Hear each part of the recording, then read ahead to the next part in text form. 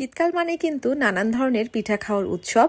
আর এই শীতকালে কিন্তু বিভিন্ন ধরনের পিঠাপুলি আমরা বাসা বাড়িতে বানিয়ে থাকি। সো হ্যালো এভরিওয়ান, আসসালামু আলাইকুম, কেমন আছেন সবাই? আজকে আপনাদের সাথে শেয়ার করব শীতকালের এই মোস্ট ডিমান্ডিং পিঠার আইটেম। এটা হচ্ছে সবার পছন্দের ভাপা পিঠা। সো চলেন তাহলে এই ভাপা পিঠার মূল রেসিপিতে চলে যাচ্ছি। প্রথমে একটা হাঁড়িতে বেশি পরিমাণে পানি নিয়েছি আর পানিটাকে হাই হিটে ফুটিয়ে নিব অনেকক্ষণ। আর এখানে আমি হচ্ছে ভাপা পিঠার জন্য যে মূল উপকরণটা চালের গুঁড়া, সেই চালের গুঁড়াটা রেডি করে নিচ্ছি। চালের গুঁড়াটাকে প্রথমে হালকা একটু লবণ আর সামান্য একটু পানি দিয়ে ডলে ডলে নিয়ে এবারে হচ্ছে এটাকে মিহিন করে নিতে হবে। আমি এখানে একটা বড় একটা চালনি নিয়েছি। এই চালনিতে আমি অল্প করে করে চালের গুঁড়া নিচ্ছি আর এভাবে ডলে ডলে দেখেন এইভাবে একদম ভাপা পিঠা বানানোর জন্য চালটাকে আমি একদম রেডি করে নিয়েছি। ব্যাস, আমাদের চালের গুঁড়িটা কিন্তু ভাপা পিঠা বানানোর জন্য সম্পূর্ণ রেডি। আর এখানে নিয়েছি হচ্ছে ফ্রেশ নারকেল কোড়া, আর এখানে নিয়েছি হচ্ছে গ্রাম থেকে নিয়ে আসা ফ্রেশ খেজুরের গুড়। এবারে হচ্ছে পিঠা বানাতে চলে যাব। আমি ছোট্ট একটা এরকম একটা বাটির মতো নিয়েছি পিঠাটা বানানোর জন্য। তো আমি সবার প্রথমে অল্প একটু চালের গুঁড়া এখানে দিয়ে দিচ্ছি, তারপরে আমি এখানে নারকেলটাকে অ্যাড করে দিচ্ছি। আপনারা যদি এইভাবে একদম প্রথমে নারকেল এরপর গুড় আমি যেভাবে দিচ্ছি এইভাবে যদি অ্যাড করেন তাহলে কিন্তু ভাপা পিঠাটা খুব সুন্দর হবে, একদমই কিন্তু ফেটে যাবে না। তো এরপরে আমি একটু একটু করে গুড়টাকে দিয়ে দিচ্ছি।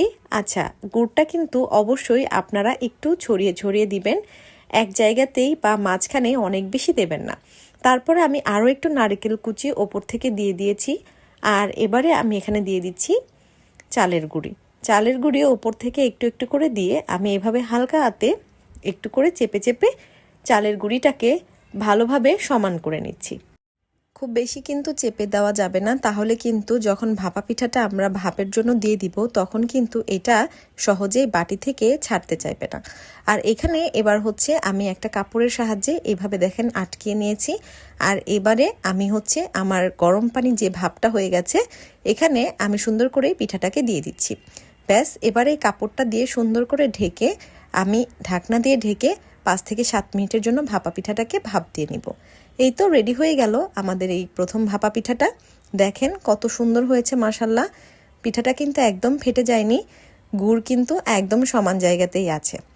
আর একটা টিপস আপনাদেরকে দিতে চাই, আমি যে কাপড়টা ব্যবহার করেছি এই কাপড়টা কিন্তু আমি প্রথমে হালকা একটু পানি দিয়ে ভিজিয়ে তারপরে আমি হচ্ছে ভাপা পিঠার জন্য এটা ব্যবহার করেছিলাম।